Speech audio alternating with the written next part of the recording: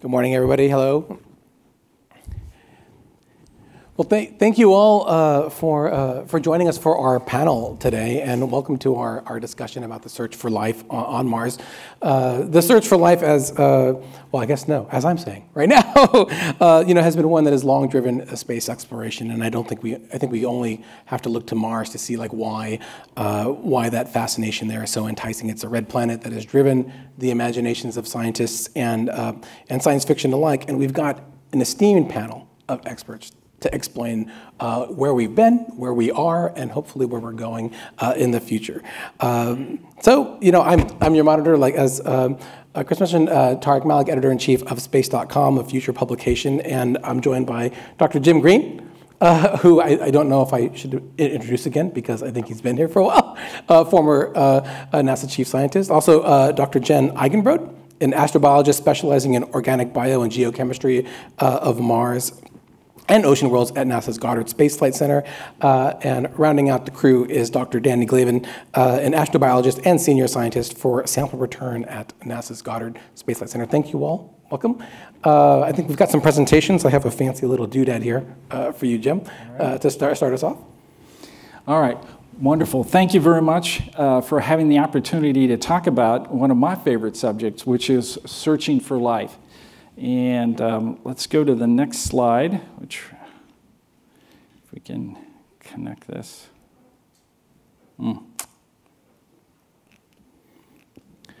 Can we just go ahead and change to the next slide, please? All right, super. I'm going to try to set the context of what's happening in the area of searching for life on this fabulous planet. The planet that's most Earth-like, the planet that humans can go, live, and work and return from. And the history of that, based on all the missions that have flown there, orbited, landed, roved, we've been roving since 1997 on the beautiful red planet Mars, have enabled us to put together its history. So a broad stroke of its history, its early history after it came together, really it was a blue planet. Much like Earth, it had greenhouse gases that kept it warm, even though the light from the sun was very dim, much dimmer than it is today in comparison. But over time, it went through rapid climate change and has now lost its ocean, and it's much more arid with a much thinner atmosphere associated with it. But what was happening on Earth during this time period? Well, as you see, at about 3.8 billion years ago, when Mars was a blue planet, life started here on Earth. So we're probing by going to Mars those early conditions that supported life here on Earth. What was it like on Mars? And we're finding enormous similarities. So is life so unique to Earth, or are conditions like could have occurred on Mars that made it habitable actually started life there too? All right, so let's try this. Oh, great. Well, a couple things about Mars over time that we have to understand is its rotational axis relative to the orbit plane called the ecliptic changes wildly from 15 degrees to 45 degrees. Ours is much different. Ours only changes by a couple degrees, from 22 degrees to 24.5 degrees. So currently we're at 23.5, coming off 24.5, going back to 22. So very small changes, but we see major climate changes that occur globally. That must have been occurring on Mars during its entire history. And the reason ours is so stable is because the moon has been just a wonderful factor in stabilizing that rotational axis called the obliquity over time. So we have to put that in context of how the climate changes. Well, one of our first life-finding missions dedicated to going to Mars and looking at the biology, in addition to some of the aspects of chemistry, etc., was the Viking mission. These were 4 elements, 2 orbiters, 2 landers. Viking 1 had an orbiter and a lander. Viking 2 had an orbiter and a lander. Now, the lander had the opportunity to bring in soils and do action to those soils. Look at gas exchange, look at other kinds of processes that are occurring in these 3 experiments. And each of these were life-finding experiments. And in fact, the concept between the project was, well, we need to have at least a couple of these experiments indicate that there are some life signatures going on before we would claim that there's indeed life on Viking, or on Mars, as measured by Viking.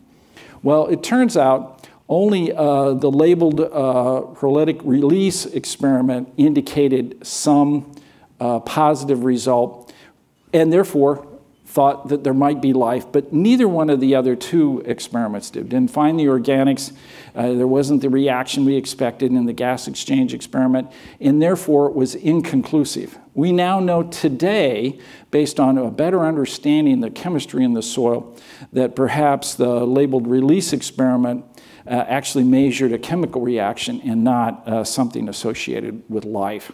All right? But now, as we've gone to other places, these are places that we feel, because we can get to them now, because of the new technologies that we've put in place, the ability to shrink our landing ellipse to go into more hazardous areas, like Gale Crater, going down to the bottom of the crater. And Gale Crater sits on the shore of an ancient ocean. So water poured over the crater wall, filling up the crater. And over seasons, as it would go up and down in height, it eventually pooled down at the bottom of the crater. And some fabulous things had the opportunity to be discovered by Curiosity. Well, Curiosity went to Mars, and as Jim Garvin mentioned earlier, as soon as it drilled below that first few millimeters of soil, that oxidized soil, we found a whole new environment. Gray Mars, we called it. The soils had all kinds of wonderful stuff. It had carbon, hydrogen, oxygen, nitrogen, phosphorus, and sulfur. Everything you see between my two fingers. So it had the right kind of stuff, like Earth did in the early period when life started here, on Mars. And so this means that it's an environment that could have been habitable in its ancient times. Other life signatures were also being observed. The Goddard scientist, headed by Mike Muma, looking using the Keck telescope funded by Planetary Science, was observing Mars in a certain wavelength regime that methane emission was occurring. And he could get a global view of methane distributions, and found that Mars, at certain periods of time, plumes of methane were being found. Well, that's actually a biosignature, but methane could be generated biotically in addition to abiotically. So it doesn't rule out that it's not a life signature either. Plus, it's a remote observation. How good really is it? You're looking at methane on a planet through methane here on Earth, in our own atmosphere.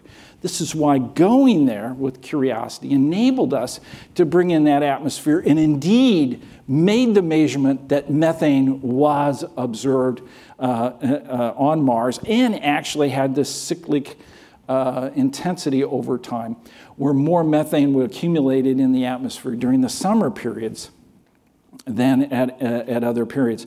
Curiosity is observing methane all the time at some level, above its background level. Well, what does that really mean? Have we found a life signature? Well, we really have to move into a process for which we determine a confidence level in the life detection. We call that a cold index, confidence of life detection. It's a scale that a number of scientists proposed that we start using, where cold level 1 is we see the biosignature. Remember methane, we said we see it.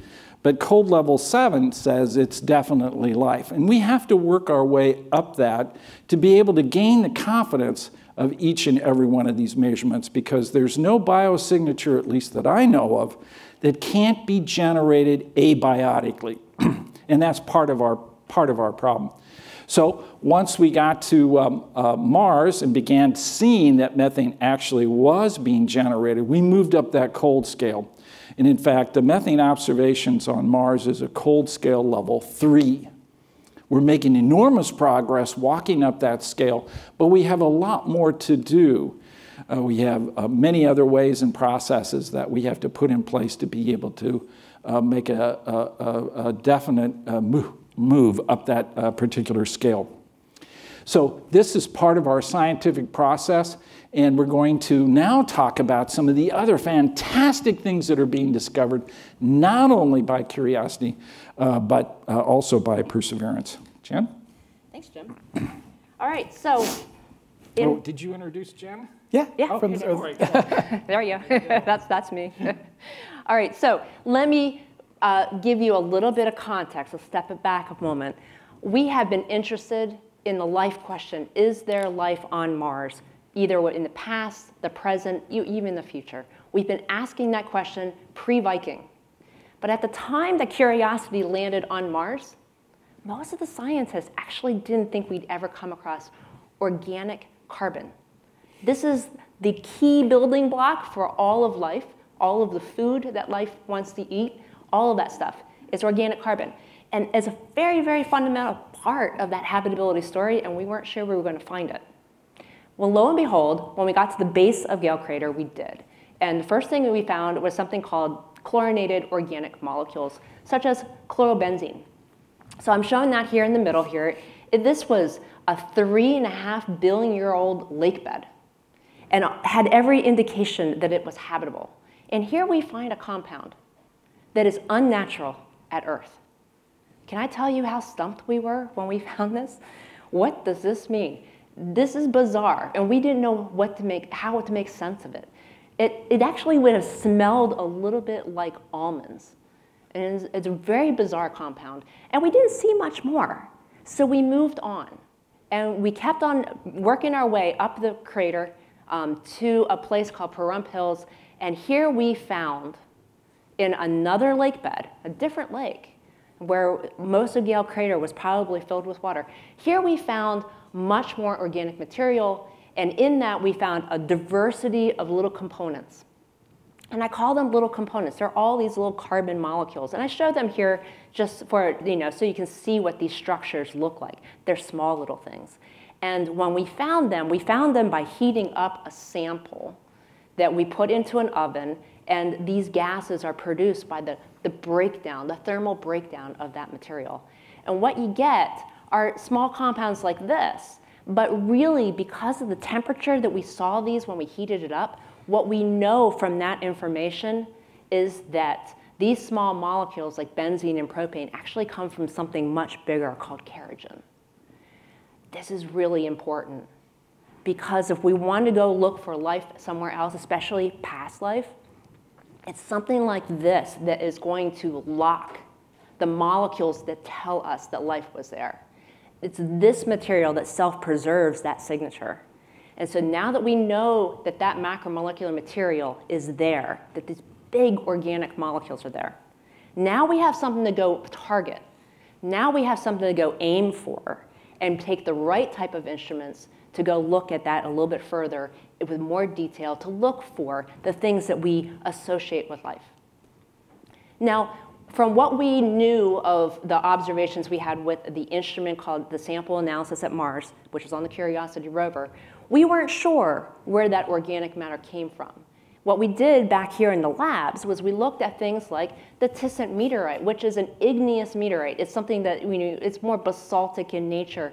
It's something that comes from the geological processing of the planet. Maybe it has some hydrothermal fluids in there, and it has organic matter in it. And we looked at that using a SAM-like approach, a same experiment, and we saw similar things, all these small little bits and pieces.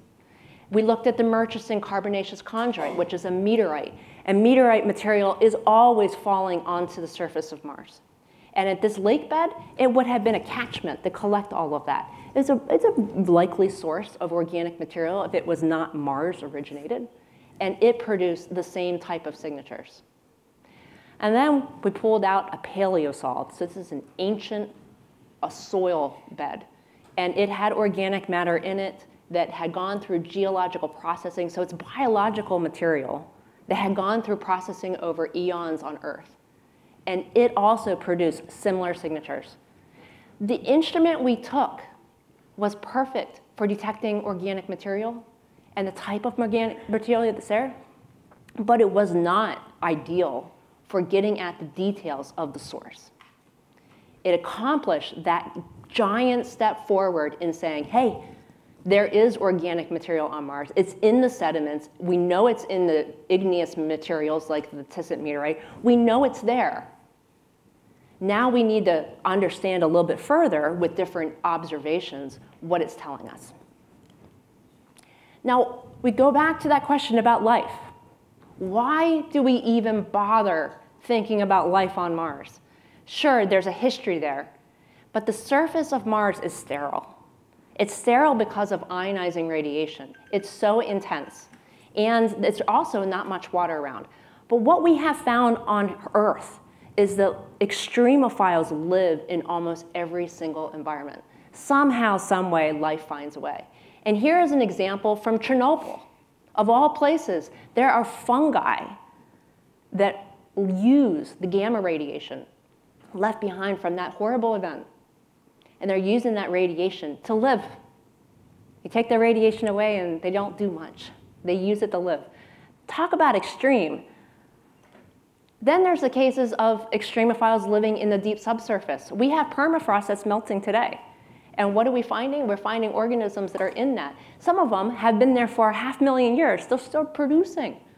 They're still there. They're surviving. So if they can survive here on Earth in those extreme environments, we have every reason to suspect that they could be on Mars. But maybe they're not the surface. Maybe they're just below the surface. Maybe they go through phases where they're active when the obliquity is warming at the subsurface and there's ice that has melted and there's groundwater around. Maybe they're down there in the subsurface doing their thing. And then when the obliquity changes and everything freezes up, they kind of get locked in place. That's important. You know, there is a possibility that there is life on Mars. And we are going to Mars. So the question is, are we going to be alone when we get there? And if we aren't, how are we going to find out? Now, of all of these things, that life question is a key one, but there's so much more. Context is everything in trying to understand if there's life there. Scientific discovery comes in a lot of different shapes and forms. We do exploration, we have investigations. It reveals to us the resources and the risks for everything that we want to do at Mars, no matter what your goal is. Science is the backbone for establishing what we can and cannot do. It not just enables everything, it provides us with the strategy for which we achieve it. Okay, it's fundamental that we have that science. It gives us an opportunity to define our technical requirements, identify and find resources, mitigate those risks.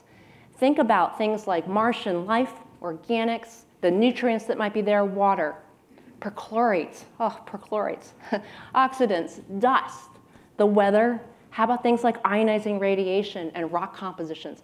All of those things, all of the science that investigates that feed forward into things like farming, construction, life support, filtration of all that dust. How about energy capture and energy storage, or even a fuel source, and even hazard mitigation? And then my favorite, what if there is life there? How about an Earth-Martian biome? What's that going to look like? So is there modern Martian life? I certainly would like to know. If it's present, it could be hugely advantageous for us because life depends on life. And it might not be there, or it might be hazardous. It's important for us to go and find out. Okay? Great. Thank you, Jen. Yeah. I sure hope there's life there. I'm going to be blunt about that. Let's see, go to the next slide. So I want to hit on kind of a recent discovery just reported in Proceedings of National Academy of Science 2 months ago, so literally hot off the press. Jen talked about the Cumberland mudstones in Yellowknife Bay that were analyzed by the SAM instrument on Curiosity and focused on the smaller molecules. But now we know there are actually much larger molecules there. In fact, these are the largest organics discovered on Mars to date, and probably the closest thing we've come, in my opinion, to a biological organic signature. These are long-chain alkanes. We think they were derived from fatty acids. And you know from your biology course, fatty acids are important components of cell membranes in all life on Earth. So very tantalizing hints there of possible ancient fatty acids in this mudstone, but not definitive, not conclusive. We know that these compounds can also be formed by geological reactions, the same ones that can produce the methane. And so we're being a little cautious here. I'm personally pretty excited about this. We need to get samples like this mudstone back in labs on Earth so we can use the techniques that we have available to try to determine whether these organic compounds are biological in origin or not. Next slide. One of the reasons this was so surprising, finding these large organic molecules, was because of the radiation problem Jen was just talking about. This is a challenge for organic preservation, especially in these 3.7, 3.8 billion-year-old rocks that have been exposed to ionizing radiation. Mars doesn't have a magnetic field like the Earth does to shield us from this radiation, and it can penetrate down to a meter depth or more and literally break apart organic molecules. So the fact that we found these 12 carbon alkane chains that have survived this radiation definitely makes me much more optimistic in our approach to search for evidence of ancient traces of life in the near surface and potentially even larger molecules, fragments of DNA. Who knows? We need to keep looking. Next slide. Of course, another strategy to deal with the radiation is simply to drill, and that's the philosophy being taken by the ESA Rosalind Franklin mission, very appropriately named. Rosalind Franklin was a British chemist whose research kind of led to the understanding of the structure of DNA and RNA. So this is a very exciting mission. Hopefully we'll launch next 2028, land on Mars in 2030 in Oxia Planum, which is this ancient Noachian, clay-rich region that may have preserved ancient signs of life. And again, the ability to drill and access materials that are below that ionizing radiation, maybe more pristine material, is really important. I also want to highlight one instrument on this rover called the MoMA instrument, new technology, an ion trap mass spectrometer with a mass range about double the SAM instrument. So we'll be able to detect molecules up to 1,000 Daltons, built right up here up the road at NASA Goddard, coupled with a laser that allows us to actually desorb larger polymers and feed them into this mass spectrometer to detect them. SAM uses the pyrolysis oven approach, and we've heard from Jen how that breaks apart molecules. With the laser, you avoid that. So a very exciting mission, looking forward to this. Next slide. Oh, do I do it? You get to do it. Oh, I get to do it now. Okay. I want to turn attention to Perseverance, the other Mars rover on the surface now, targeted at Jezero Crater of Mars. This site was selected for a couple different reasons. One, obvious evidence that it was an ancient lake, a habitable environment. You see the inflow channel, the outflow channel, and then the mineralogical diversity, just the diversity of rock samples here is really tantalizing. You've got igneous rocks on the crater floor, can be used to determine the age of the crater. You've got sedimentary rocks as part of this well-shaped delta with clays and carbonates. These are minerals that we know from our experience on Earth can preserve signs of ancient life. So Perseverance is no doubt in the right place trying to answer these questions. Next slide, I'll do it. Is it the green? Okay, there we go. Okay, so Jim talked about this cold scale, which, to be honest, it's kind of a pain. This is really a pain in the butt. I feel like we're close with Mars, but the bar has been set so high for life detection on Mars that we've reached step 3, okay, from the rovers. We've got these interesting signals. We've ruled out contamination. We didn't bring this stuff there, and biology is a possibility. But we need to take that next step. We need to rule out all non-biological hypotheses. We need independent confirmation of some of these results using other techniques. That's an important part. And really, to get up this scale, samples in the lab are really the way that this is going to be accomplished. Oh, let me go back. Sorry. And I just want to show this image. This is just striking. So these are the cores, some of the sample tubes that Perseverance has already collected in Jezero Crater, 21 here. I think they're up to 28 plus now.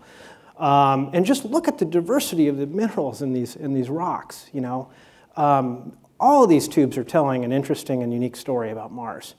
And it's incredible. Right now, the rover is actually outside on the crater rim, exploring a region called Crocodilin, which I think is crocodile in Norwegian, looking at actually some really interesting sediments that are 4 billion years old, right? So these were clay deposits that were there even before the crater formed.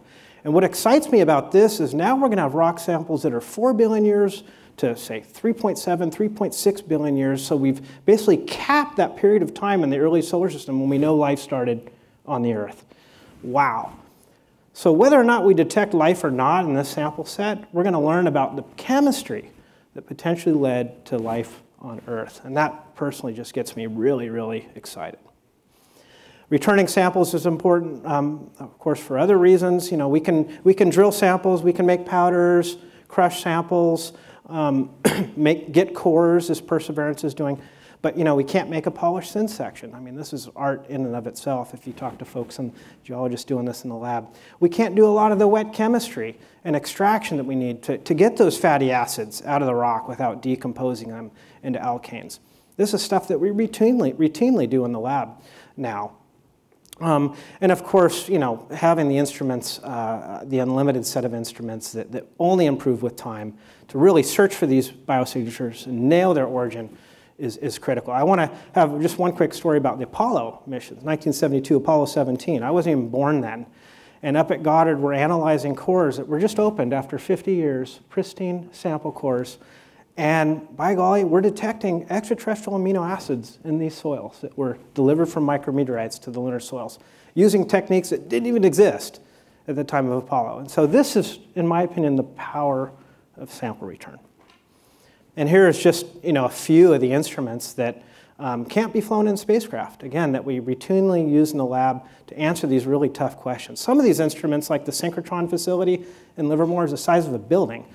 Requires a huge staff, a lot of power to operate. You know, something like that is never going to fly in space. And we're using these techniques right now to analyze samples from asteroid Bennu, from NASA's OSIRIS-REx mission, pristine asteroid samples. We're learning about the formation of the solar system and even the chemistry that led to life, just from tens of milligrams of samples. So again, the power of bringing samples to Earth.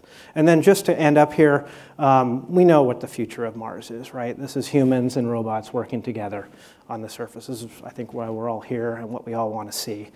And the science that's going to be enabled by human exploration is going to be unparalleled. I mean, they're going to be able to drill down not just 2 meters, but, you know, probably hundreds of meters, right? Maybe even get down to an aquifer where there could be life today. They're going to be able to bring tools and fix them when they break that we can't do robotically.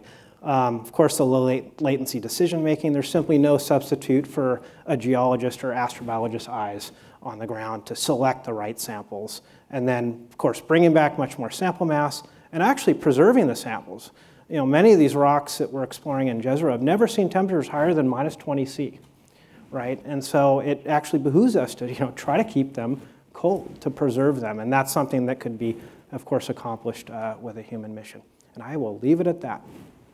Thank you. Thank you so much, Danny. I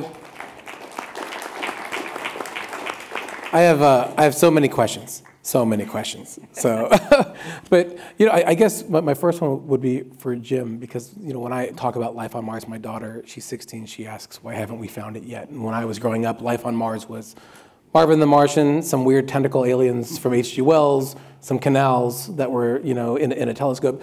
But now that search looks very different. And I'm curious how the evolution of science, the evolution of these processes that you've all been talking about has shaped that push and given you maybe a bit more of a refined targeting for where to look now and next.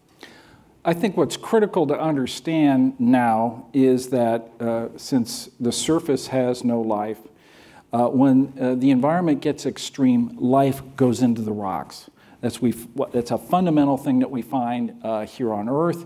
As Jen mentioned, over time in evolutionary states, though that life changes based on its environment, and then it's an extremophile. It lives in very difficult environments. The key with Perseverance, coring rock, enables us, when we bring that back and put it in the laboratory, to begin to look at every aspect of it, the mineralogy of the rock. You know, here on Earth, there's 5,700 minerals that we can delineate, and 347 of them are made with dead life. They become the fabric of rocks. And now we have a record that we can go back and see not only environmental change and when those conditions on Mars became severe, but look back and see, hey, this is a perfect opportunity for that life to then go into the rock, and then in its own life cycle, perhaps there's traces that we can find. So we now know so much about Mars. We know, I think, where to look, and bringing back those samples is one of the best aspects of it. The other thing that we find here on Earth is, from an astrobiology point of view, everywhere we find water, we find life. You can go 2 miles down in a cave, and if it's seeping water, there's life there. And Mars actually has an enormous amount of water trapped inside the crust, trapped inside the rocks. And so that's our next approach in looking for life. Great.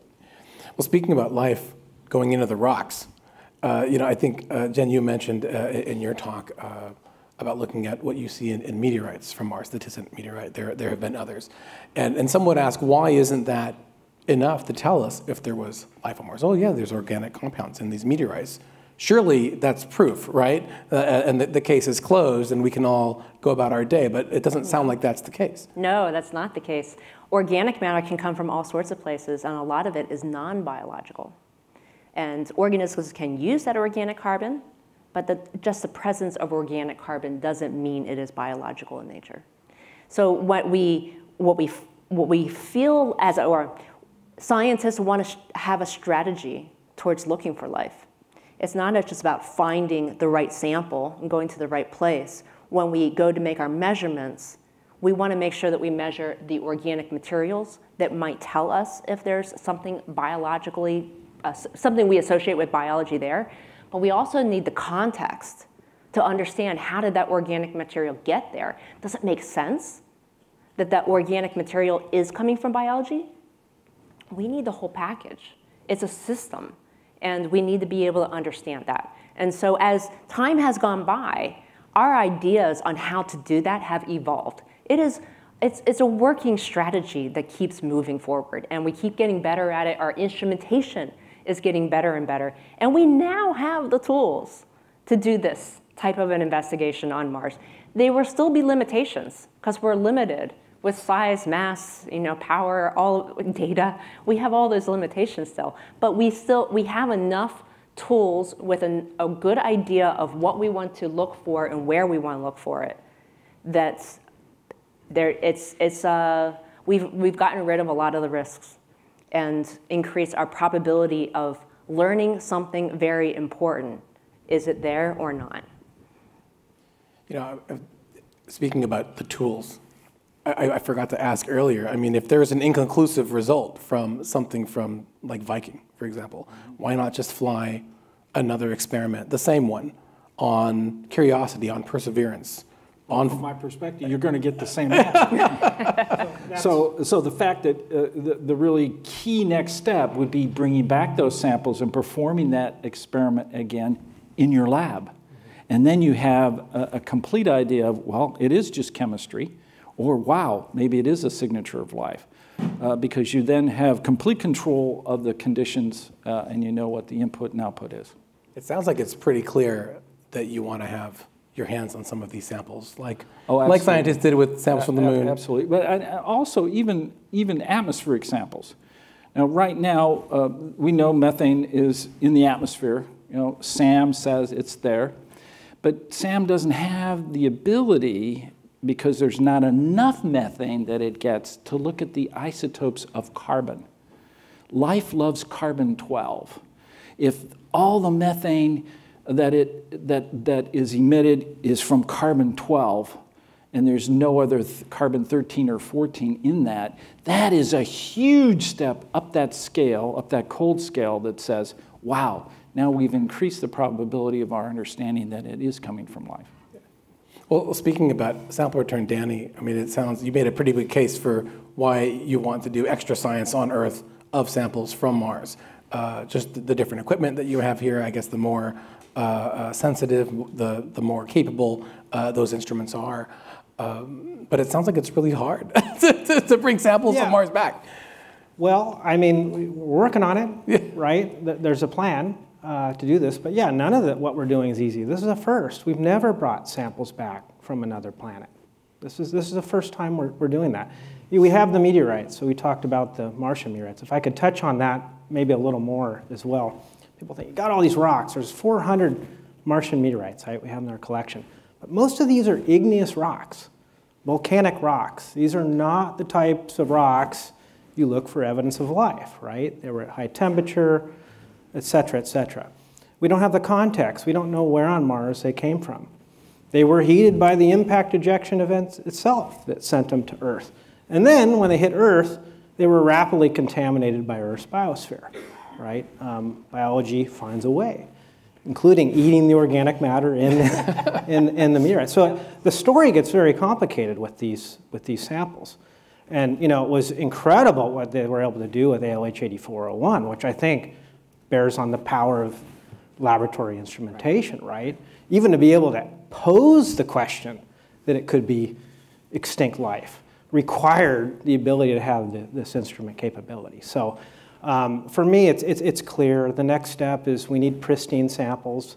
We're learning that right now from OSIRIS-REx with the pristine asteroid sample. We've been studying meteorites. In many cases, we've been fooled by contamination. It's only when we had these pristine samples of asteroid Bennu in the lab that we realized that. And I'm sure the same will be the case for Mars. Yes, for the Allen Hills meteorite, the contamination is it sat on Earth for 13,000 years in the ice. Thousands of years. Yeah.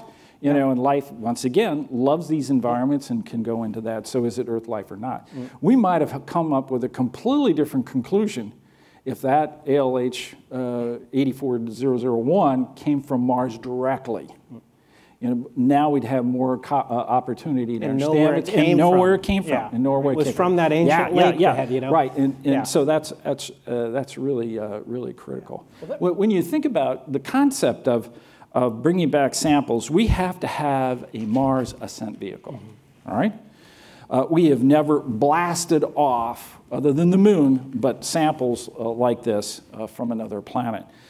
That's really critical for us to be able to start the process of an ever-increasing ability for a Mars ascent vehicle if we're ever going to have the hope of bringing humans off.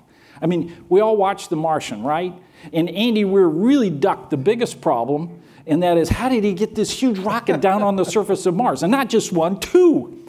And so we've got to be able to work our way up, and the start of that process is bringing back the samples. Well, I have questions about that as well, but I did want to ask you, Jen, about the risk of false positives, both with a sample return, both with an in situ experiment on like a super perseverance or something, or by the astronauts themselves once they're actually there. Because it seems like in this day and age, like one false positive could be a much bigger deal, if you will, than perhaps ALH was in the past there. It's a huge deal. And everything that we do, it is constantly in our minds. And we have to train ourselves in designing the missions, the engineers who are working on every single piece of hardware that might engage with the sample and influence that sample path. Everything we think about what those false positives would be. Life is just ubiquitous here on Earth. Even the air has enough biology in it that if we just took a swab and sampled it, yeah, we'd get a false positive if we were on, if the same type of thing was happening at Mars. Their instruments are so sensitive that we're now detecting, a few cells at a time, or maybe even down to single cell, depending on the instrumentation. So when everything that we do, mitigating that contamination from the very beginning, trying to keep everything as clean as possible, and knowing what the contaminants are is very important. I think of contaminants like weeds in our garden. We can tolerate a few, especially if they're the little ones, but if it's one giant weed and it's overtaken, the tomato plants that you have there, it's a problem. Or if there's a whole bunch of them, it's a problem. So we have to avoid all of those extra weeds as much as possible, and they come in places that you wouldn't expect them. So we have to understand how they enter into our sample paths. But we have ways of doing that. We have ways of monitoring it and keeping tabs on where are we in terms of how clean we are. And then when we get to our destination, let's say it's drilling into a sample in the subsurface of Mars. Now we will probably have a positive control and a negative control, where if it's the negative control we know is absolutely pristine, and we're going to use that as a test to make sure we didn't bring anything with us. And we're going to bring the positive control to make sure that the signals that we expect to be there for something that we did bring deliberately are there. And that is how we sort of stabilize our baseline for interpretation. We know how to do that. I won't kid you, it's incredibly difficult to do. And as our instruments get more and more sensitive, it gets harder and harder. But we know how to do it. Yeah, I want to make one point just to follow up the contamination knowledge aspect of this, because you can never clean hardware perfectly, right? But I want to point out that the Perseverance rover actually has 5 tubes called witness tubes, witness tube assemblies with witness plates inside that are documenting the environment from launch all the way when these samples come back, the contamination environment. So there'll be a very good record of what was added to those samples that we'll compare to. So I think that's going to greatly reduce the risk of false positives for the samples. And that enables us to walk up that cold scale. Absolutely. In a very quantitative way. And there's another aspect of this. We think about bringing those samples back, and maybe that will happen. Maybe we're going to have humans at Mars, and they're going to be engaged in the science. Now that is a whole nother book that we haven't really opened up yet to try and understand how do we control human contamination that we deliberately take with us as part of a habitat, as part of our instrumentation. We may even have humans running the equipment that is sampling to look for Martian life. That's harder to do. And this is part of the reason why robotic missions, perhaps with humans, are so important, is because we can have a better chance of controlling contamination using a robotic interface between the human and the sample. We can do that. But if you have a human sitting there grabbing a sample, I can tell you that if I breathe on a sample, we'll pick up my breath. It's that sensitive. So there is another book on what is that strategy if we go that far. Instead of bringing the samples back to look at them here in a controlled environment, we have to figure out how to control the environment at Mars with humans. And you kind of touched on it, but is there a safety aspect to that too? Because the sci-fi fan in me always leads to space plague, right? If you dig deep enough on Mars, what are you going to find? Is that like something that we need a rule book for as well? Certainly. A lot of the equipment and instrumentation that we'll probably have to have in a habitat to try and maintain the stability of that habitat and the sustainability of the cleanliness of it, monitoring for things that have changed, a lot of that same equipment could be used for trying to understand Martian samples. And if there is Martian life there, what's going to happen? I mean, you can imagine having a habitat, and while everything is at the surface, it's probably going to be fine. If there's any Martian life there, it may not have any interaction with humans and the habitat equipment and architecture. However, what if we have excavation, whether it's natural or human excavation? Now we get into the subsurface. Now we've brought something down below to the surface, and now it has the opportunity to engage. And it's not just the inorganic materials, the minerals and whatnot that we'd be concerned about.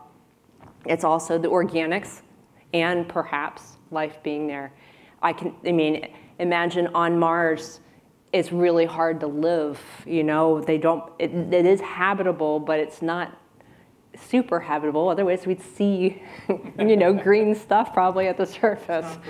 That's right, it's not pervasive. But if we all of a sudden present it with an environment that has everything at once, because the human habitat is that type of space, what's going to happen?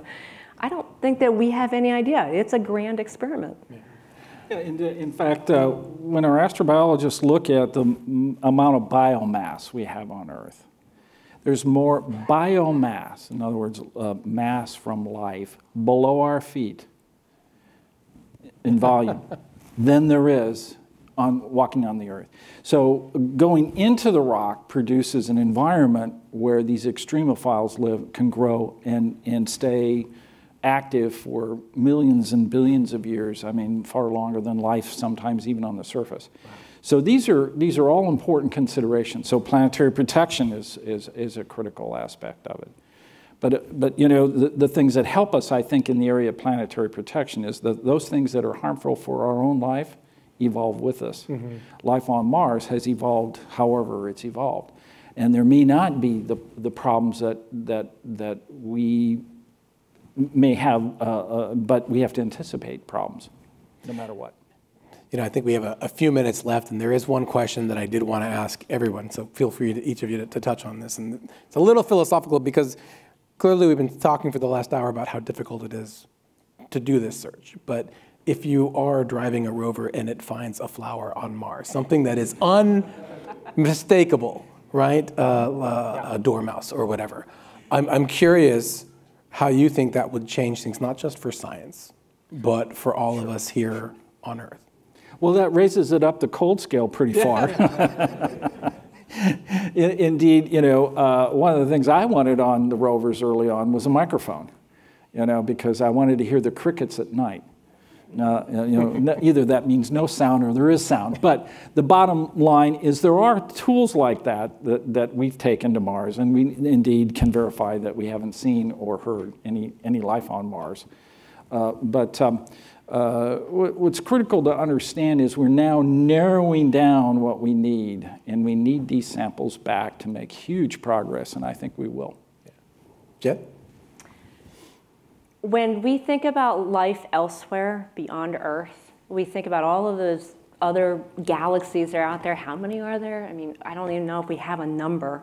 And in each one of those galaxies, there's solar systems, and they have planets, and some of them are probably habitable by our standards. And yeah, it just seems to make sense that there's probably life out there, but we don't know that. And if we go and look for life on Mars and we find it, now it gives that whole idea a little more credibility. But if we don't, wow, why not? It should be there. I mean, there's life in our solar system. It should be in these other planets, Mars, Enceladus, Europa. It should be in these places based on everything we know. So I think what we do and do not find with a credible search shapes our perception of who we are and how we got here in our own universe.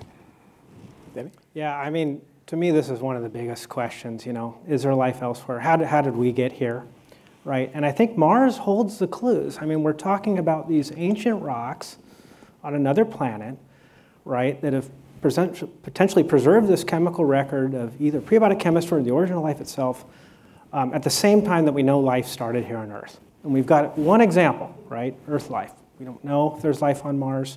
That rock record on Earth that we need to try to figure out where we came from is gone. It's been destroyed by plate tectonics and weathering. And so Mars is, you know, is our hope to try to understand that. And there are a few outcomes here. We go there, there's no life. Well, that tells us something about how difficult it is to go from a prebiotic chemical soup to life itself. I think probably more likely, maybe we find traces of ancient life. And then the question is it related to us or not? Right? If it's related to us because the planets we know have been swapping material, that would be a profound discovery. Great, we're not alone, but it's not an independent origin of life. If we find life on Mars, either dead or alive, that has evolved independently from life on Earth, oh my God. I mean, that has the potential to be the most profound discovery in all of science, right? Because it means two origins of life in the same solar system. There should be life everywhere. Anyway. Yeah. Let's find out. Well, let's find out. I'm still hoping for my conversation with Marvin, but we'll see. We'll see. Well, thank you so much to everyone for your time today. Thank you all for listening as well, and I look forward to how that search is going to go in the future. Thank you. Thank you.